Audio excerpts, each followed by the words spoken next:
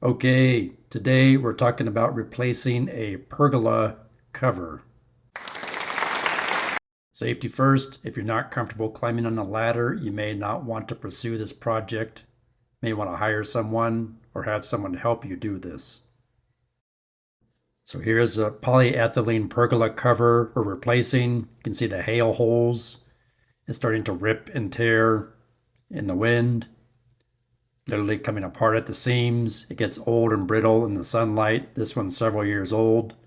You can see it's just coming apart, so it's time to replace it. So first, we're going to start by removing the wooden strips around the perimeter of the pergola. Some of the wooden strips are held in with finishing nails. Some have countersink screws. I'm just simply using my hammer and a pry bar to gently pry off all those wood strips because I will be reusing them for the installation of the new cover. If your wooden strips are in bad condition or cracked or broken, you'll want to replace them. Again, that's a closer look at the pry bar I'm using. And I just work my way along and gently pry up until the wood strips pop off.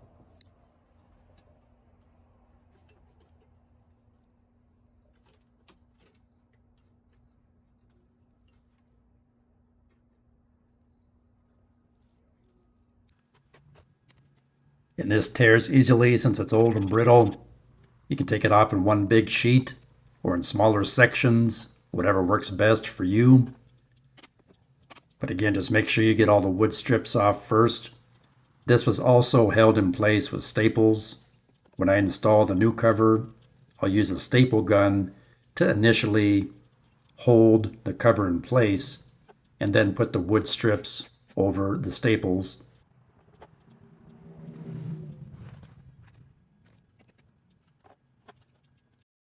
So here's the new pergola covers. I bought two because I want to cover all three sides and the top. You can buy these online. They're readily available, come in different colors. With the old one removed, I'm going to roll out the new ones. They have eyelets, which makes it nice when you go to attach them to the 4x4 posts. Depending on how you want to tie them up, gives you options. So I'm just going to lay it out flat so I can see exactly how I want to put it onto the pergola.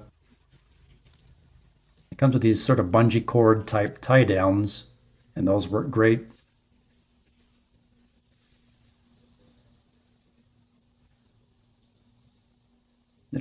Simply drag it up onto the pergola frame and start to attach it with the staple gun.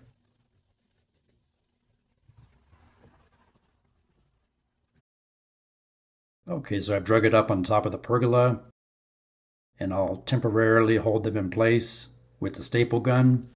You want to make sure you center them and square them on the pergola so the cover isn't offset one far to the left or right side or crooked.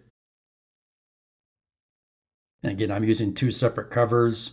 One will go down over the front partly, and then the longer, wider one will go over the left and right side and the whole top. And again, I'll use my staple gun to staple it around the perimeter once I have it stretched out and evenly square and spaced on the pergola. So when I removed the old wood strips, you can see I laid them out exactly how I took them off the pergola.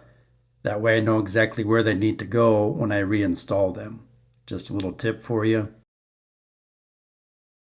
And I also cut off any of the old finishing nails that were sticking out of the wood to make it quicker and easier to install them.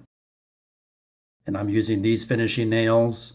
They're 1.5 inches long, and also a few of these exterior wooden countersink Phillips head deck screws as well. And you can see installing the wooden strips. So there's one around the entire, there's 4 strips around the entire perimeter, and then one right across the center. And that's what they look like reinstalled. That's going to help hold that cover down when it's windy out. You can also see the little bungee tie downs that I wrapped around the 4x4 posts.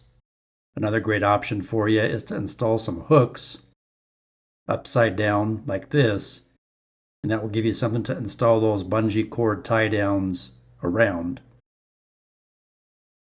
And on the inside, you can roll it up to whatever height you want and tie it off like this.